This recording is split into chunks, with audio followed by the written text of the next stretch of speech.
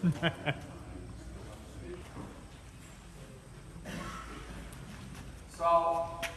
Richard just told us to start with naked eye astronomy and those beautiful skymaps.com charts, which I give out every time I give a library talk or something, and I do that sometimes.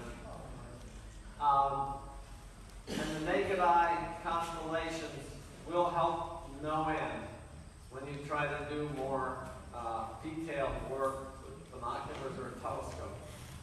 Our next speaker, Phil Harrington, is here to take you to the next step, and that is learning to use binoculars to observe the sky. Binoculars are useful anyway. We get them for watching football games, for goodness sake. We get them for bird watching. We get them for nautical uses. We get binoculars for any number of reasons.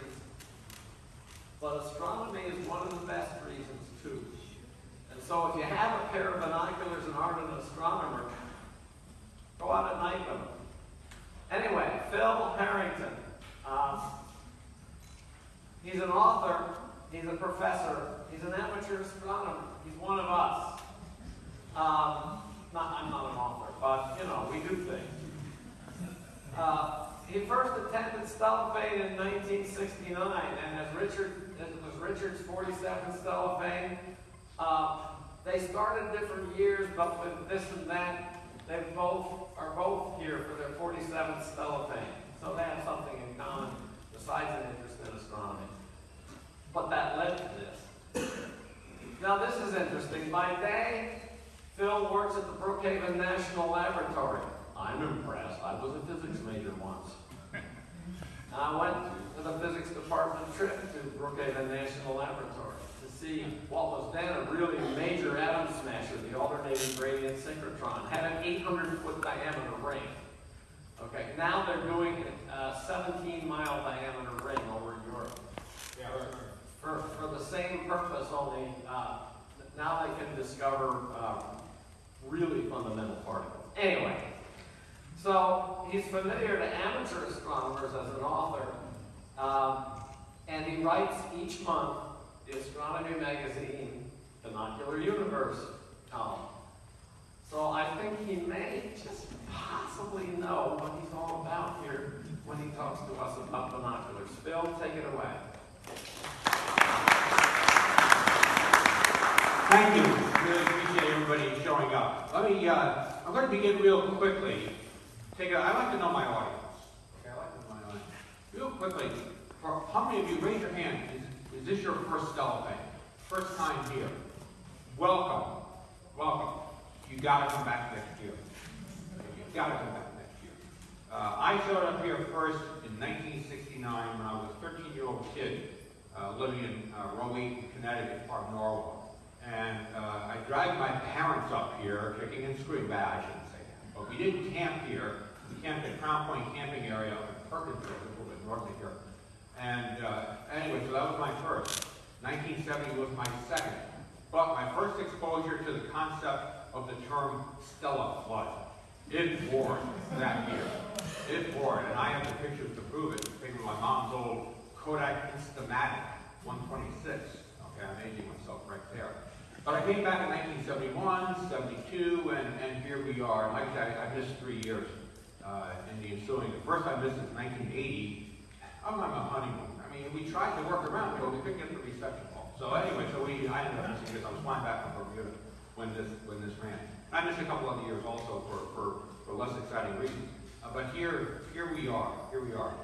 Another quick question for the audience. How many of you already own binoculars?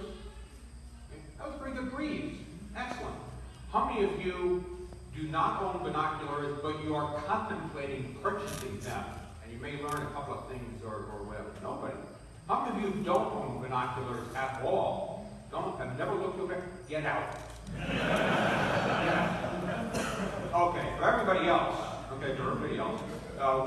we'll move forward. And you like my little vinyl hand that I came up with?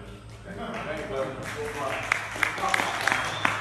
we came out and dislocate the poor guy's arms to make him look through binoculars, but that's okay. Okay, he's on the mend. So that's the good news. And incidentally, over there is my cell phone. We are broadcasting this right now on Facebook Live. I want to say hello to my wife Wendy, and my daughter Helen, and my grandchildren Jack and Hannah, and my son-in-law Paul, whose birthday is today, I might add. And they're all watching at home via Wilson, as well as my close 10,000 friends. But a real brief history quiz. Let me ask you, who invented the telescope? Anybody? Who invented the telescope? I know. Go ahead. Who do you know? Who is it, Dave? Lippershey. Hans Lipperhead. They dropped the S apparently.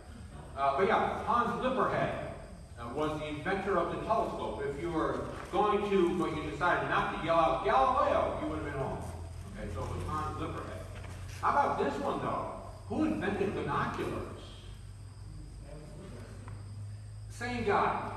Same guy invented binoculars. Exactly right. Hans Lipperhead as well. Of course, he did not recognize the value of the telescope, or for that matter, the binoculars, I guess, for scientific purposes. He saw them more for military advantage. However, it turns out Hans Lipperhead bumped into the concept of the telescope rather accidentally when being a spectacle maker, eyeglasses. He apparently, or some say his kids, held them up instead of side by side, but rather in line. And all of a sudden he said, look at that, makes things look bigger. And so the telescope was born. His first binoculars, suspected, was only about 3 or 4 power, about 50 millimeters in aperture, a couple of inches or so. But anyway, it shows, history records show that 3 out of the first 4 or so telescopes were in fact binoculars, okay, which is kind of interesting. I mentioned before Galileo. Although he didn't invent the telescope, nor did he invent the binocular, he did create this contraption somewhere around 1616, 1617 called a celotome.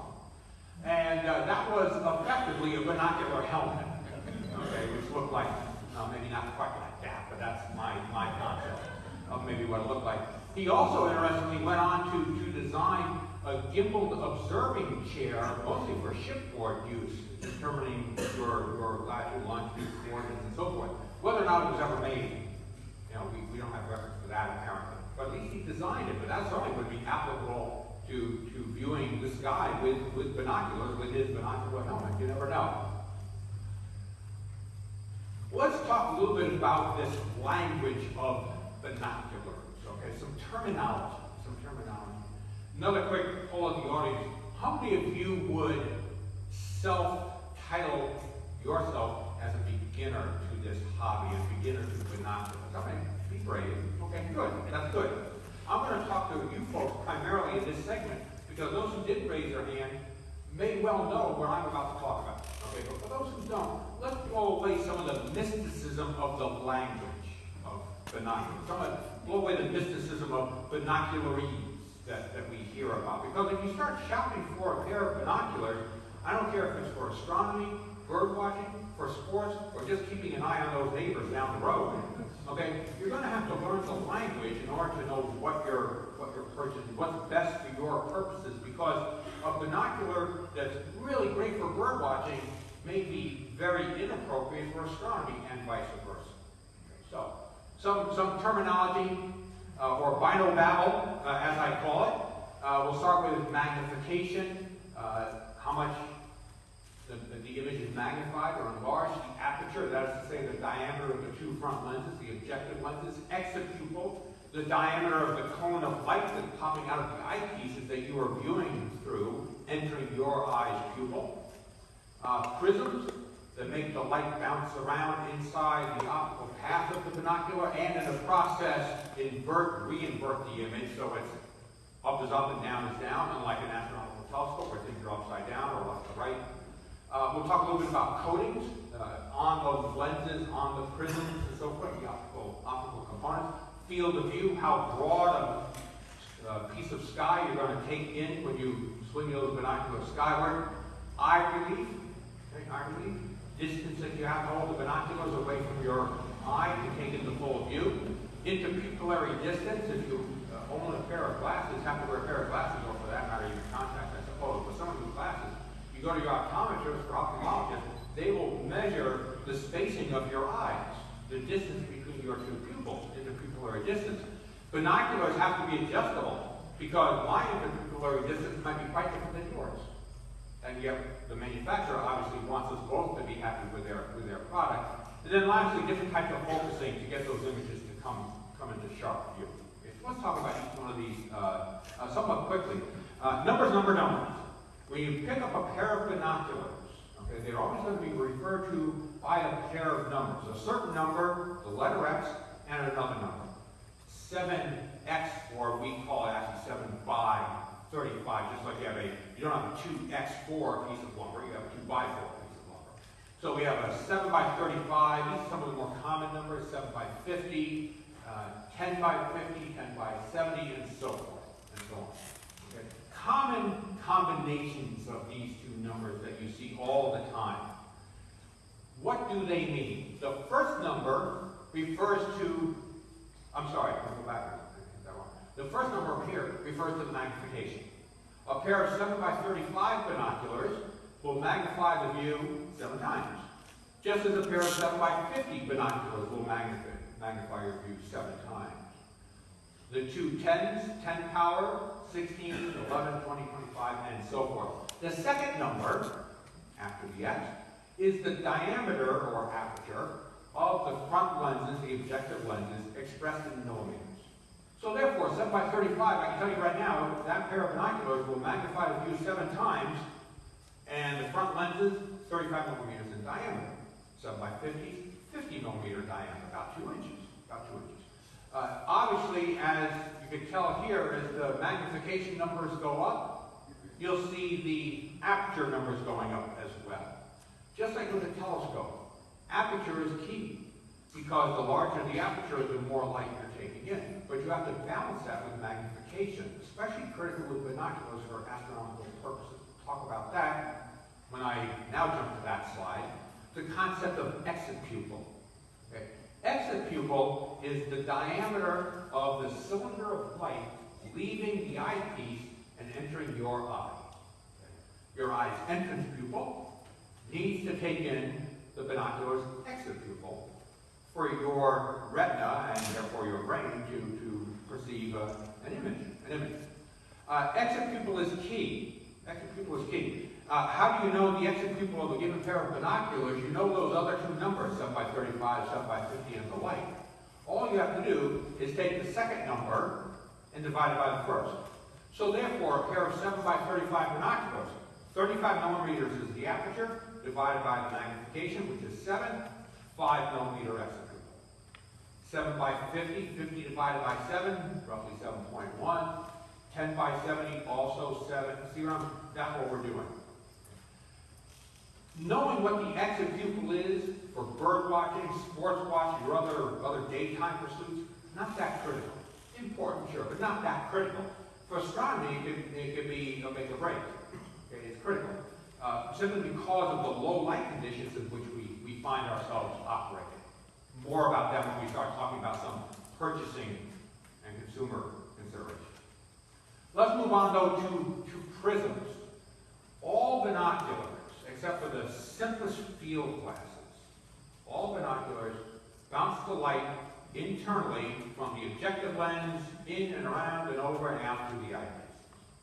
Different prism designs are more suitable for different pursuits. To show you what I mean, in general, all binoculars can be divided into two very broad categories. All prismatic binoculars, prism-based binoculars, can be divided into two very broad categories. Roof prism binoculars and poral prism binoculars. The roof prism binoculars are very popular for bird watching and, again, terrestrial pursuits. They're also popular for astronomy as well. However, poral prisms are by far the more popular of the two for astronomical pursuits. So let's take a look at how each one of them work. We're going to begin with the more familiar poral prism binoculars. They're the common zigzag barrels that you see all over the place. You see the objective lens over there on the left, the light path, which is shown in, well, at least it was last time, the red line. Here is kind of a maroon. But anyway, the light path, wherever we're looking at, out over here, comes through the objective lens, bounces through a pair of poral prisms, hitting 4 prism surfaces, and you see them numbered, as it then exits out through the eyepiece to our waiting eye. Again, these are the most common types of binoculars for astronomical purposes. Like this pair that I have, a pair of 16 by 70 binoculars, and I think if I get the light, you can see the zigzag design. And that's what's going on inside of these. Okay, we have fluoral prisms. Other binoculars have, instead of the zigzag barrel, they have a sleeker, straight barrel. Inside there, they also have prisms, but they're referred to as roof prisms. And a roof prism assembly is actually more complex than a floral prism assembly. That's one of the pluses of the floral prism for astronomical purposes, because every time you strike an optical surface, and here you can see I'm striking not 4, but if you count them 5, every time you strike an optical surface, a little bit of light is lost. And in this case also, some of those surfaces, they have to be illuminized, okay, reflective. And every time you strike an aluminized surface, well, depending on the reflectivity of the aluminum coating, you're going to drop light as well. Well, here we have 5 surfaces from the objective bouncing around inside, zigzagging out to the eye. This is referred to as a Schmidt-Peckham roof prism. The less expensive roof prisms you see on the market today, that's probably the design. Okay. Again, great for birding, really lightweight, pocketable in some cases, easy to put, you know, a jacket pocket or a purse or something, that, you know, backpack, whatever. The more expensive roof prisms you see nowadays are these Abbey Koenigs. And if you count the surfaces, look at that, 3. Okay. That's pretty good. Okay, that's 3. That's good. Brighter images, higher contrast images, going to cost you money. Okay, certainly more so than the others, the Schmidt-Peckham you just saw. But if you're going to pursue roof prism binoculars for astronomical viewing, that's what you need to look for.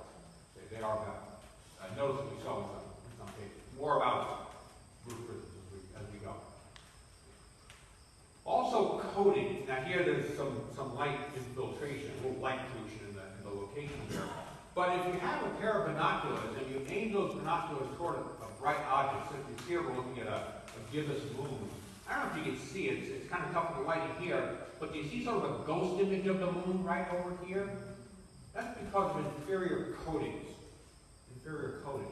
See, these optical elements, lenses, prisms, and the like, should be coated with a very thin layer of magnesium fluoride. It's an anti-reflective coating to prevent ghost images, like that moon you see over here. That's the idea. So coatings are key. Coatings are key. How do you know what type of coating your binocular has? They're going to tell you. The manufacturer will tell you. Typically on the tailstock, in this case, you see that it says fully multi-coated. Fully multi-coated, that's good. Okay, that's what you're looking for. That's going to prevent what you're seeing in that picture. It's going to prevent ghosting. At least if they're done adequately, properly, it should prevent ghosting. So coatings is really important. And once again, it's going to cost you the money to get the best coatings. Not to say that inferior or less effective coatings aren't great for astronomy. Absolutely, any pair of binoculars. I don't care. You go to your favorite big box store and drop $20 on a pair of binoculars. It's going to show you the universe that you've never seen before with the naked eye. I don't care what you buy. But if you're, looking to ramp up the game a little bit, these are some things you need to consider certainly. So some language. Okay. Caveat emptor. Go ahead, please. Yeah, please. If there are any questions, they interrupt me. On that last slide, you said BAK. We'll get to that. That's the prism. We'll get to that. Okay. She has a good eye. I was trying to dance around it, but she taught me. See where it says BAK4 prisms? That's the glass that the prism is made out of. Oh, and okay, we'll talk about that. Whether it's an avid calling. No. Okay. We'll get there. Good point. No, it doesn't tell you what type of prism it is. This particular binocular, if you held it in your hand, you can see it's zigzag. It shows you it's four. Okay, right away. But let's talk about coating. Blow some smoke away here. Manufacturers aren't trying to purposely deceive you, but again, caveat emptor. Okay, be aware. Be a smart consumer. Some binoculars say they have coated optics. You say, wow, that's really great. That's what he said. By coated, just the word coated means at least one lens has a single layer of that magnesium fluoride on it, and maybe just one, which means all the other internal stuff, nothing. Okay, so that can lead to ghosting. Some will say fully coated. Great. That means every optical surface in the system has a single coating of magnesium fluoride. To tell if they are telling you the truth or not, I wouldn't suggest that they aren't, but you can tell for yourself to prove it. Hold that pair of binoculars that you're examining now, claiming coated or fully coated, hold it at arm's length pretty much like this, and look in the objective lens, you can flip around to the IC2, look in, and you should see reflected light that if it's coated or fully coated, will have sort of a purplish blue color to it. That's what you're looking for. Okay, to prove that at least that outer surface is coated. Single coated will show up sort of a bluish purple. Some manufacturers will tell you that they have multi-coated or possibly fully multi-coated lenses and optics. That's good. That's what you're looking for. By saying multi-coated, that means they haven't just used a roller, a paint roller, to put on a single layer of magnesium fluoride, but rather they built up those coatings in multiple, very microscopically thin layers. And that's better. That's a better manufacturing technique than a single, somewhat thicker layer. How do you know if your binoculars are multi-coated or fully multi-coated? Again, they should tell you somewhere in the literature on the tailstock of the binocular. But you can prove it for yourself. Hold the binoculars at arm's length again. Look at the reflection. You should have sort of a greenish, purplish, kind of a strange color combination tint to it. Okay, that's a giveaway. If you see that greenish, purplish, kind of weird color combination, multi-coated. Okay, multi-coated. If instead you see sort of that bluish, purplish here, and they say multi-coated, they're fibbing. Okay, that's not right. Now, I want you to be aware, if you get, and we get this junk all the time, either in the mail or email or whatever, and they're trying to hawk binoculars, and they say, oh yeah, movie coated. Rubbish. Don't walk, run away. Okay? Very poor optical quality, or coating quality rather, very poor, and that's typically put on inferior binoculars, so you don't want that. At the same time, if you pick up a pair of binoculars and they tell you they're coated, and yet the color you see is green, and I don't mean just a little green, I mean green. You know what that tells you? It tells you the coating, it could be a single coating, but it's too thick. Okay? And that also messes up the end result. So again, just be wary. Now that, of course, could vary from individual binocular, even though you might have two from the same manufacturer. You know, one just was a bad run. But they tried to pawn it off anyway. Their QA, QC didn't catch it. But it's going to be inferior for you. So just take a look at it. Again, greenish, purplish, kind of weird color, that's good. But kind of a lime green in your face, not so good. Okay, not so good. Okay. Any questions on that? Field of view. Again, they should tell you. Okay, the manufacturer should tell you. And then typically stated in one of a couple of different ways. So here we see two pairs of binoculars that I own. Here are 7x50s, okay, so 7 power 50mm aperture front lens. Okay, good. Notice it says extra wide angle, but of course that doesn't really tell me anything, because one extra wide might be somebody's extra small. But now they're trying to put numbers on it. They say the field is 10 degrees. 10 degrees of sky. That's great. That is extra wide field, especially for 7x50s. That's an extra wide field. But you also see they refer to this number here, 525 feet at 1,000 yards. What does that mean? 525 feet at 1,000 yards. That's a common way also to specify field of view. Over here on the right, you know, they don't talk about feet and yards. They just tell you right away field of view 4 degrees. Okay, that's much more, you know, we can process that more as sky viewers, but those terrestrials who don't look at the sky necessarily, maybe can understand that 525 feet at 1,000 yard number. So here's what that means. If you pick up a pair of binoculars like these 8x40s that I own, you'll see that it simply says 378 feet at 1,000 yards. And what does that mean? It also tells you coated optics. Hey, they were cheap. I bought them. They're in the back of my car all the time. But 375 feet at 1,000 yards.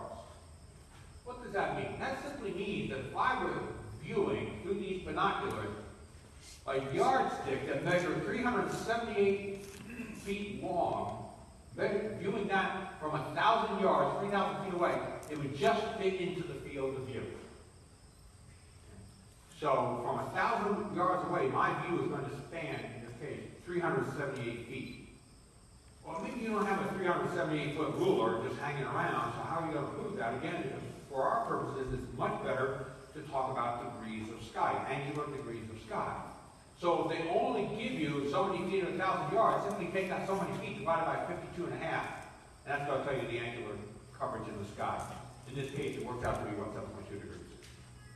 So that's just one way to understand, the terminology. Okay? Let's go on from there. Eye relief. Eye relief. That's the distance that your eye needs to be positioned from the eyepiece, right over here, for you to take in the full field of view. Okay? That's the distance you need to be. Now, if you're viewing without glasses, okay, your requirements for this distance are, let's say, a lot broader than somebody who has to wear glasses viewing through binoculars. In that case, the eye relief number, which is expressed in millimeters, that distance is expressed in millimeters, the eye relief value becomes much more critical. Because see, the problem is, two little eyepieces, if you can't get close enough to those eyepieces to really take it all in, it can be very uncomfortable. Very uncomfortable. But at the same time, too far away, and you're holding these binoculars out like this, and that's like having a pair of bricks cantilevered in front of you, and try to hold that steady for a length of time. So that's not going to work either. So you need to have a nice balance. And again, most manufacturers will, in their long spec sheet, will tell you the number. Will tell you the number. And typically, good values are between 18 and 22 millimeters, 15 to 18. I consider, this is just me personally, what do I know? I consider them to be pretty good, but less than 15, comfortably close, less than 13, forget about it, as they say, in Brooklyn or wherever. Especially if you're forced to wear glasses. Now, I'm lucky. I'm strictly nearsighted. Okay, I'm nearsighted. So I don't have astigmatism. I take these things off. In fact, I lose them all the time. It drives my wife crazy.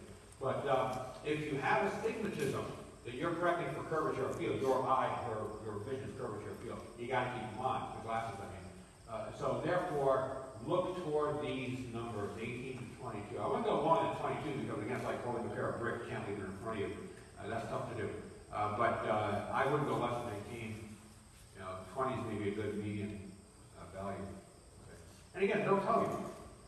They'll tell you.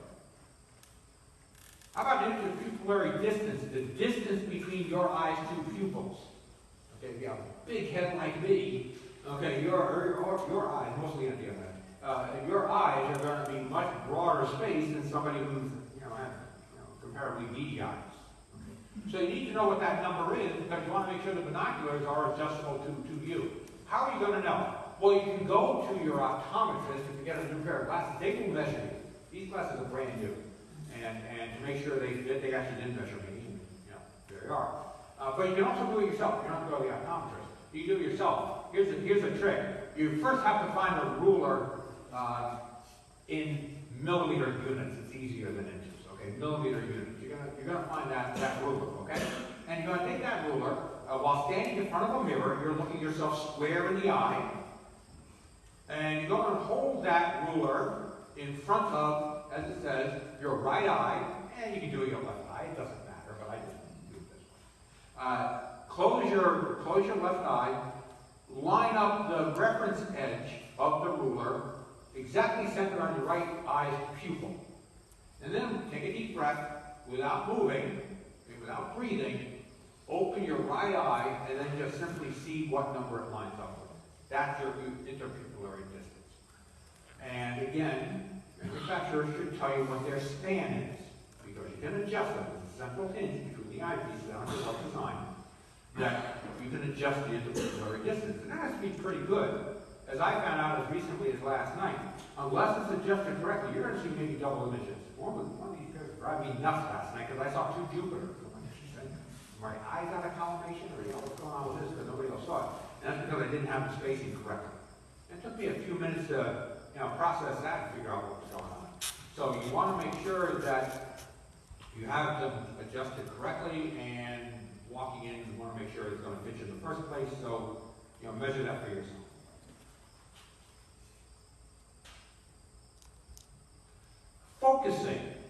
Focusing, regardless of the design, basically two ways. Either there's going to be a central focus wheel in between the two sides, coral prisms we're looking at, but same thing with the roof. A central focusing wheel, right, like so, by far the most common, okay, by far. However, you are going to see others that have instead individually focused eyepieces. Okay. Which one is better? Which one is more convenient? Center focus hand down. I mean, there's no arguing that. Center focus hand down. Which one is better? Well, that's kind of tough to say.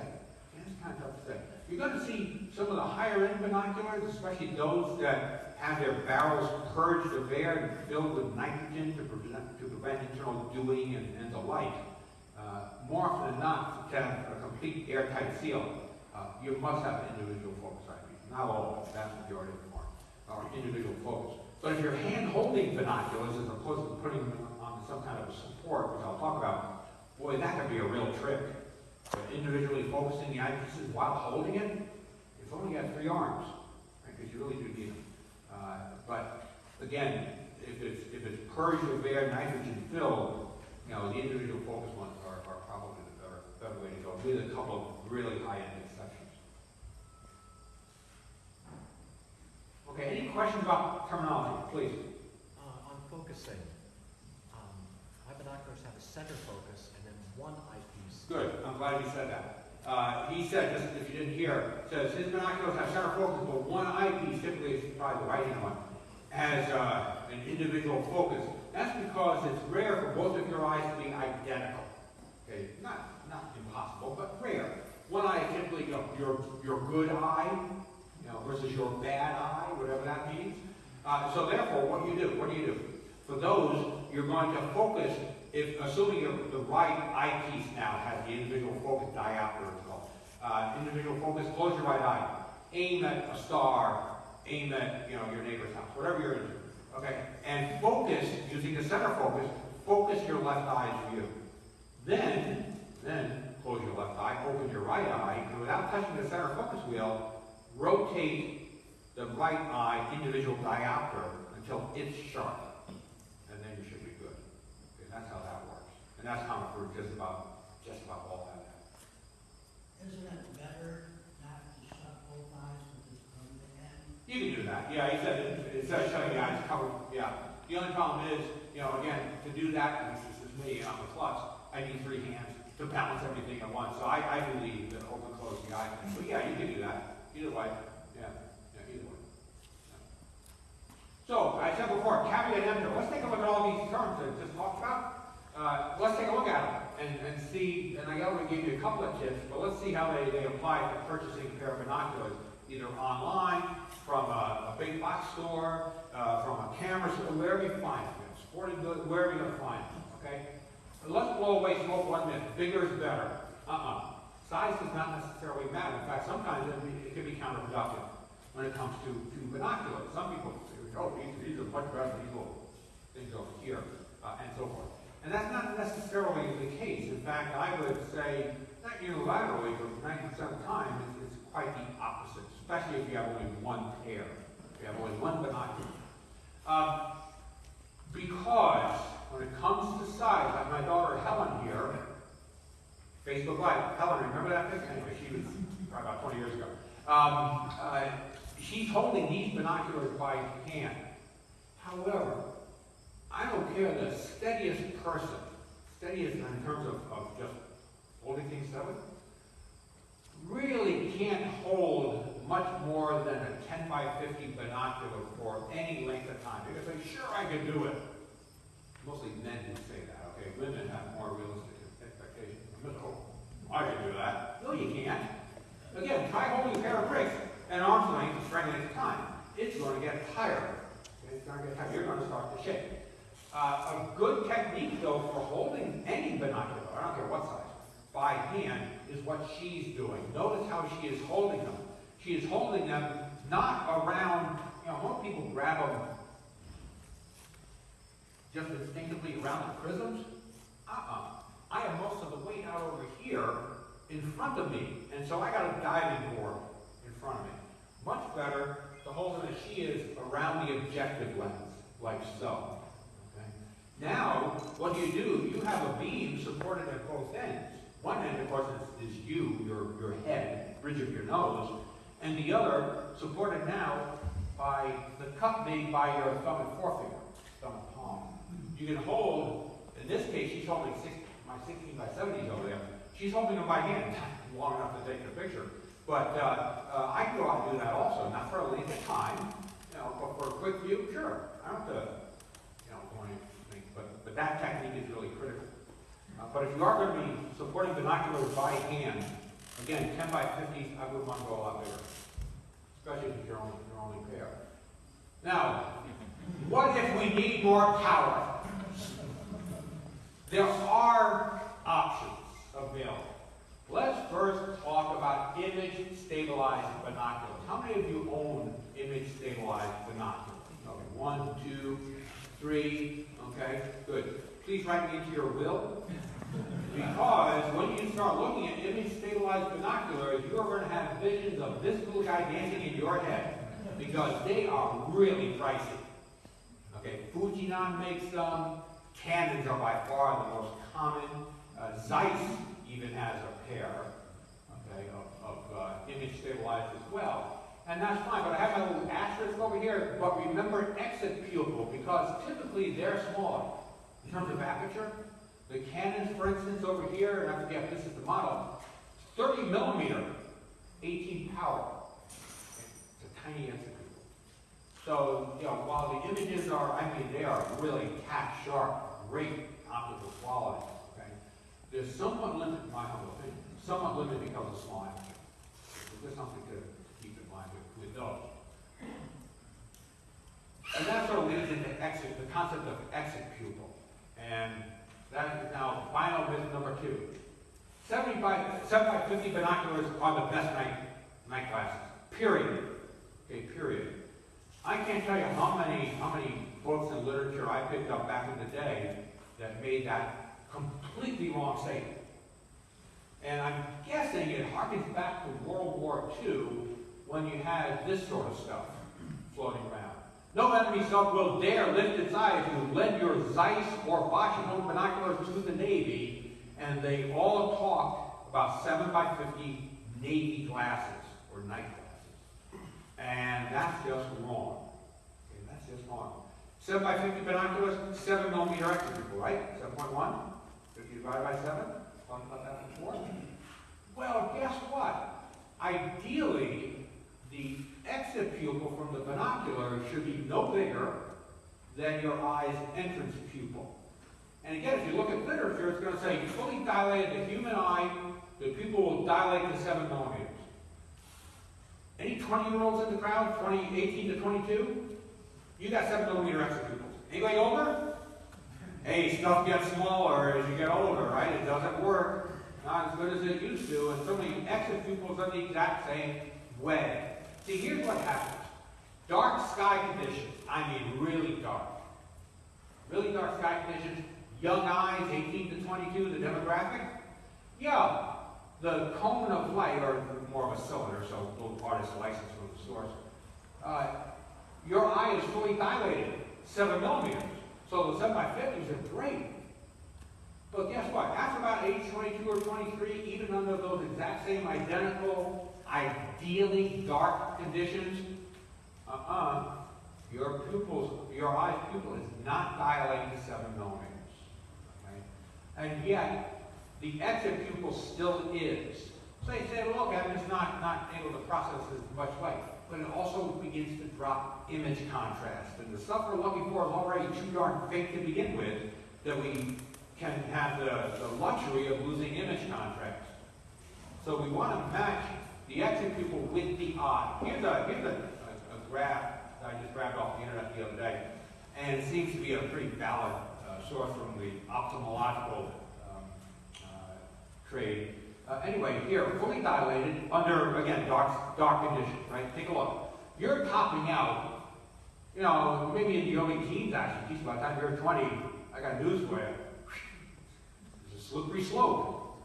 And look where you go. All of a sudden, 6. I remember back in the day when I had a 6mm executable. I'm on the other side of that right now. You know, 60, 70, 80, and that's where the data, you know, disappeared. So you don't want a 7mm executable anymore. You want 4 or 5. That's under ideally dark skies. I don't know about you, but I don't spend most of my time under ideally dark skies. I live on Long Island. Right? I'm lucky I see the moon with all the light pollution we have around me.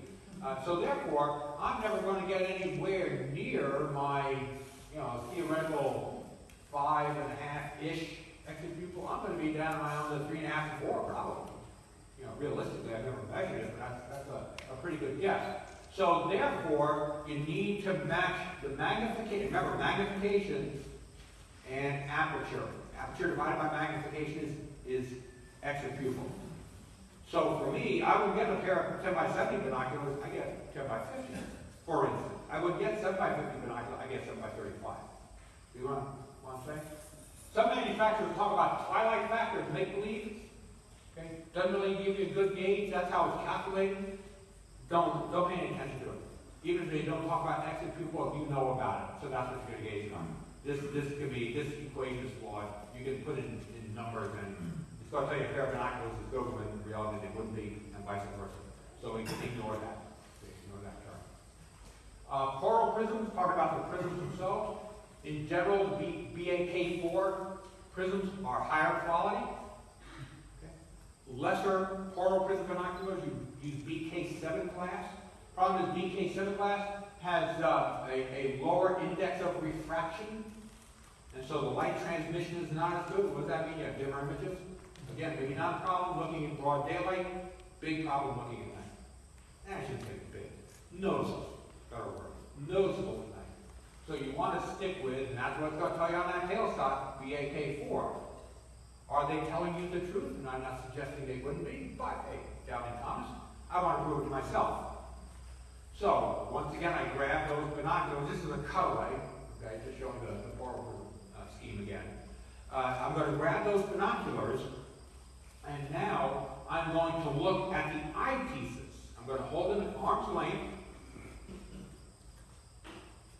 you know, kind of about like so, or I can hold it up. I'm going to look at arm's length, regardless. I'm going to look at the eyepiece. I'm going to look at that little cylinder of light coming out of the eyepiece. It's going to appear bright. You know, hold on to the sky. It's going to appear bright. What you want to see is a fully illuminated executable, just like this. Okay, fully illuminated, nice, evenly illuminated. That proves BAK4 prism. If instead I see this sort of a square-off diamond-ish pattern over here, that's BK7. That shows you the light level.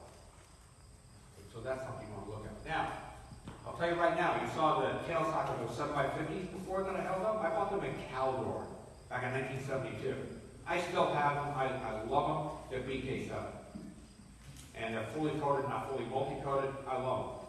Can I process the light? No, I can't. I don't use them that often anymore. It's more sentimental than anything. Because my parents got them for me when I was in high school. But that's something to look for. Okay? There was a noticeable difference. Okay? Not to say again, BK7, take them and trash them. No, absolutely not. But it's just something to keep in mind if you're purchasing. Roof prisms, big bucks, as I said before. How come? Well, the common design, regardless of which one, actually 3 of them. Okay, Amici I didn't mention before, there are 3 of them. Require very precise manufacturing. The prisms have to be precisely aligned. I mean, how precise? If there are only a few arc seconds, the alignment is, again, measured in angular degrees. If it's only a few seconds of arc off, you're going to get double images. You're going to get double images. It's also critical to look at the coating. Not if they're multi-coated or whatever. You want multi-layered, phase-corrected coatings. Phase-corrected. Phase correction is critical with roof prisms, not with poros, simply because of the optical design of the system. The problem is, and this is true for either design, any of these three. As these roof prisms are assembled, the assembly is put together, internal reflections actually effectively split the light, okay, into two slightly out of phase beams. And what does that mean? The end result is you lose image contrast and you lose resolution. Well, these coatings, they're brilliant, actually force those split beams back together again. So it's correcting the out of phase beams of light as it bounces through the system. So make sure you look for phase corrected coatings. Quite honestly, for roof prisms, if you don't have phase corrected coatings, not recommended for astronomy for that, because we're going to lose it. Okay, so phase corrected, they're great, but without that, you know, they are going to be noticeably less bright, less resolution than light size orbital. Okay, so, and Abby coatings I mentioned before are probably the best of the three, just in terms of the number of optical surfaces. But again, you know, the little guy with the running bag is running across there as well. Eye relief, we already talked about that, especially with glasses. You know, 18 to 22 are ideal. 15 to 18, okay, especially if you don't wear glasses. Less than that, I would go for. So again, that's my personal preference. I would stick there. Field of view. Look up at the stars. What do you see? You want to see sharp pinpoint stars across the field. That's ideal. High-end binoculars, they give that to you. Lesser, maybe about 60, 75, 80% out of the way, they're okay, and then suddenly they kind of smush out.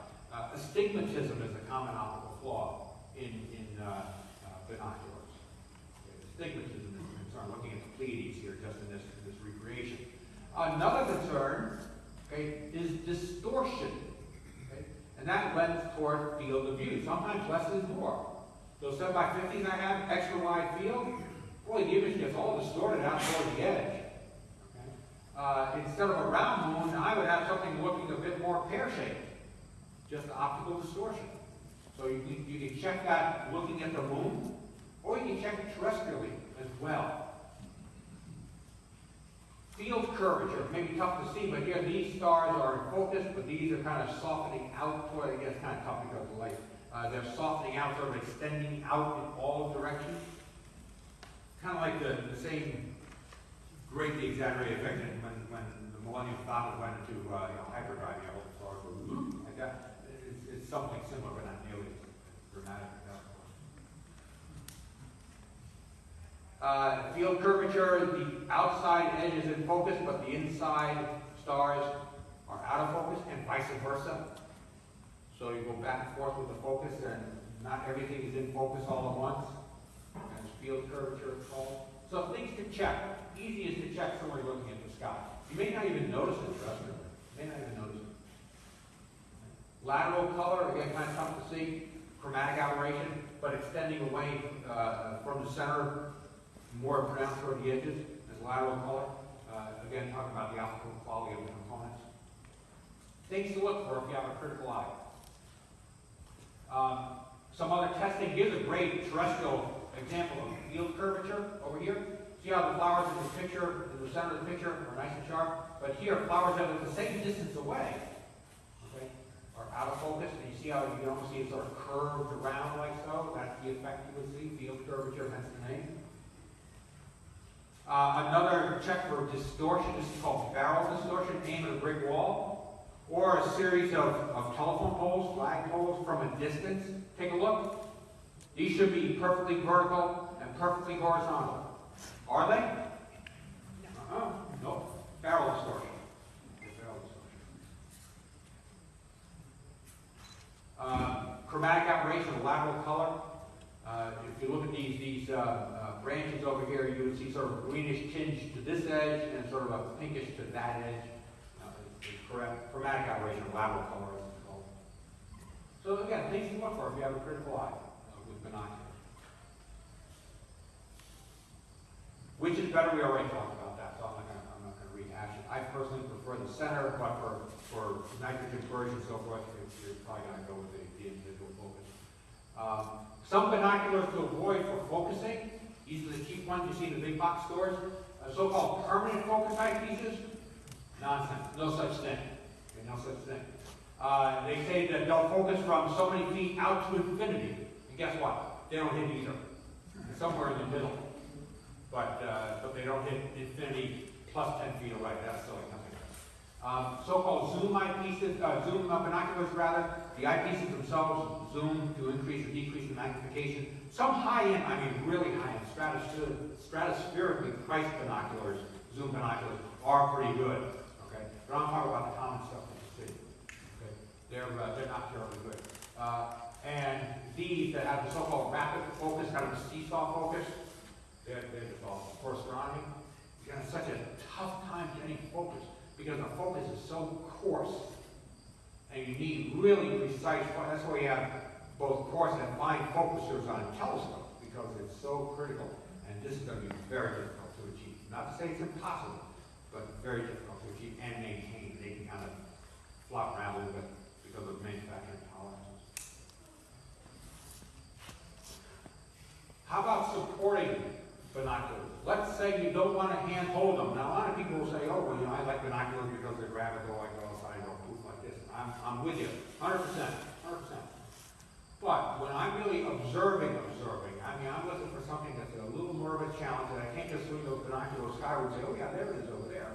Then I'm going to use a star method. I'm going to go back and forth with the star method. And that means every time I look at my star map, I got to put those binoculars down and start all over again. And that can be a real frustrating experience. So, many binoculars have tripod mounts built into the central hinge, like you see right over here. And you can purchase some come with, or you can purchase so-called L brackets. If the binoculars you're using are a little bit heavier, like a couple of these big guys over here, many L brackets are insufficiently strong. They flap around, almost like tuning forks. Now you can purchase some that have these really nicely machined things that can probably support a battleship, and that's all well and good. Okay, that's all well and good. It's certainly better for the really heavy stuff. But the problem is you got to put that on some sort of a tripod. 90% of the tripods sold today are intended to hold cameras. I'm talking about photographic tripods. Intended to hold cameras that are going to be aimed mostly horizontally. So, if you want to look skyward, you're going to end up looking like that, or you're going to end up looking like that. Okay? And that's not the way to go necessarily. And that can be pretty uncomfortable, especially something of my height, right? It could be a real problem. You can purchase the most common type of these so-called flexible parallelogram. You see these things? They're great. You put your binoculars here, they're counterweighted over there, and they move the binoculars up and down just like a desk length. And as you move them up and down for people of varying heights, the aim stays exactly the same, just like the angle of your desk length stays exactly the same. Again, you can purchase these, but we're not going to purchase no stinking mounts. This is Stellafane, for crying out loud. We're going to actually make them. And you can go online, and for that matter, even wander around the observing field here, and you can see all kinds of homemade ones. They're made out of wood, made out of metal. Somebody who I featured in one of my books years ago made them out of a pair of old crutches that he got from a local Goodwill store for $1. Put them on a tripod, one crutch, the other crutch, he put some wood over here. They were great for his fairly heavy binoculars. Actually, they were 1x8 binoculars. So they weigh something. And they were perfectly good. So be creative. Be creative. But of course, you have to stand typically with these. You can adapt the concept to a folding chair, like these, what they call gravity chairs. They're great. Yeah, I have one. They're wonderful. When I fall asleep, boom, like that. So you can adapt it to something like that. Good. I use a monopod. Okay, monopod. Yeah. Monopod and T. Sure. You can do that. Monopod with T is perfectly fine. That'll support the weight. You have the same challenge though. If you're hand holding, you want to go back and forth to a chart. You got to put that baby down and then pick it up and then, where will I get? So that's the only caution I have there. But right, so for just purely supporting the weight, outstanding choice. Yep, outstanding choice. How about these thrones? These are not binocular chairs, these are binocular thrones. I just love these things. And when I retire in about 25 years, the way things are going, look at this cosmic couch. This fella, Eugene Artemia, I'm probably pronouncing it wrong, lives in New York City. I love it. I love it. And this one over here, look at that by Craig Simmons, Vinyl Pod 2. You can get info on these online, poddynights.com is where you're going to find all these posts and some pictures and so forth. And they are just outside. They are inspirational. They are inspirational, some of the things people have come up with. I always say this, 2 eyes are better than one. What are we going to look at with these binoculars? Let's talk real quickly while we're wrapping this up. What's going to be available from Stellafane tonight? That's a really nice picture. Anyway, the sky's the limit, literally. Rich already talked about the fact that you have Jupiter. Well, if it's clear tonight, and I don't know about that, but Jupiter would look like this through your binoculars with the 4 Galilean moons in that order, east to your left and west to your right. Callisto and Io would have been easy. Europa and Gannon would have almost been touching each other. Unless you have a higher magnification to separate them more cleanly like this plot shows. At the same time, of course, we have Saturn. You're not going to resolve the rate of Saturn in anything less than about 25 power, at least not convincingly. But you can certainly see Titan, 8 magnitude. You see that in 10 by 50s. I mean, that's doable, certainly. Anybody see Comet Jungle being dinner last night? We did. Last night or Thursday night, I was up here, through my, got my big guys, they're 20 by 120s over here. They weigh something. But also my 10 by 50s. So it's still there. It's still there. If you want to get a chart, a real-time chart, I don't know if you can see it over here, but it says heavensabove.com. Same website, they'll take the satellite predictions and so forth. It's a real good real-time chart. You can tell the date, the time, where you are, and proof here comes your chart. In the early morning sky, there's also comet pan stars. Now that is really close to the sun in the sky right now. Past perihelion, was just the other day, or maybe it's coming up in just a couple days. I can't remember the date offhand. But once it sort of separates itself more from the sun in the next week or whatever, that's also a binocular object really early in the morning, just before the sun comes up. Got to admit, truth in advertising, I haven't seen that one. Bill, Please. I observed that, I think it was on the morning of the 19th. Morning 19th, okay. Just above the tree line. Yeah, And yeah. a friend of mine has a go-to scope, and it just got to the comet. See? Yeah, it's kind of low there right now. It's coming. What else can we see? Well, these are transients, right? They come and they go. Okay? I offer you my own personal observing list, which we turned into an event this year for the first time.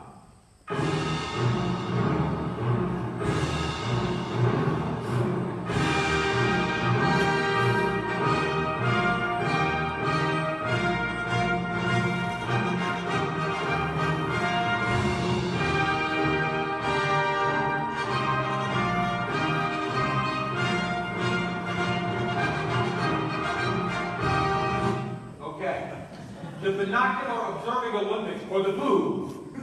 The BOO. I don't know about tonight, honestly. You know, the weather sounded really not cooperative whatsoever. Anybody do the BOO either last night or the night before? How many were able to see at least 15 out of my 20? Anybody see all 20? Good, you and me, Dave. Anybody else? So it's just us two. So, yeah, I was able to. What binoculars did you use for all 20? 15 by 70. Well, I'm sorry? 15 by 70. 15 by 70s, and I use my 20 by 120s over here. There were a couple of ringers in that crowd. 12 or 13 are fairly easy, and even the 7 by 35. But a couple were kind of knocking out of the park, like Campbell's hydrogen star, 9th magnitude, looks like just another 9th magnitude star, the Cygnus Milky Way. That's got a lot of competition. Another tough one was the Cocoon Nebula, but I noted, if you haven't seen the sheet, a list of 20 objects, the constellation, what type they are, right ascension, declination, celestial coordinates, how bright they are, magnitude, their angular size, and whatever the nickname might be. Stellafane posted them as a downloadable PDF file with maps that I created. They're available also at the Observing Olympics table up in the observing field over here. And, Maybe over here too. oh, that's some over here too? There were yesterday. Is that right? Okay. But, yeah, you can download them as a PDF also, if you prefer that. But, anyway, I would, take them home with you if you haven't seen them. These are pretty good things. Some tough, okay, make no mistake, some tough, some, comparatively pretty easy. Some copies there? Yeah, oh, okay, good. Thank you, Louis, right there. So anyway, things to look for. Things to look for. And if you download the PDF, you'll have a bunch of fine stuff that I created as well. Before you look at home. That's it for me. So, thank you very much for your time. I ran 3 minutes over, but if you have any questions, you can talk over lunch, your treat. Okay, thank you. So my binoculars all say Nikon on them, but that makes them middle of the road. They're average quality. Some of my friends that do bird watching have them that say Swarovski on them. They cost about $2,500, and when you look through them, you know why they're worth it. They have the turning type roof prisms, and they have fully multi-coated everything. And they cost, but boy, has that a good view. Anyway, lunchtime, come back at 1 o'clock and we'll hear Dr. Mata. Hold on.